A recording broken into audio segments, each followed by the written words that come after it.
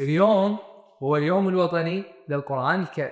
السلام عليكم. اليوم احنا امام كتاب مو عادي، كتاب نزل حتى يصنع عند الانسان انسان خلي له قيم.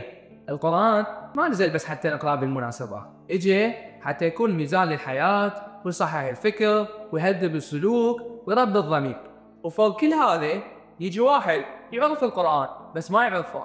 شلون؟ يقرأ قرآن ويمكن حافظ بس للأسف غافل عن تطبيق الأوامر اللي بيه. الغفلة هنا شنو؟ مو يعني إنكار للدين ومو رفض، بس انشغال بالدنيا وملذاتها. فشنو راح يصير؟ القرآن نسمعه وحاضر بآذاننا بس غايب عن قلوبنا وعقولنا. فباليوم الوطني للقرآن الكريم ما يكفي إنه نسأل إيش قد نقرأ قرآن، بل لازم نقول إيش قد أثرت قراءتنا للقرآن بسلوكنا وتصرفاتنا.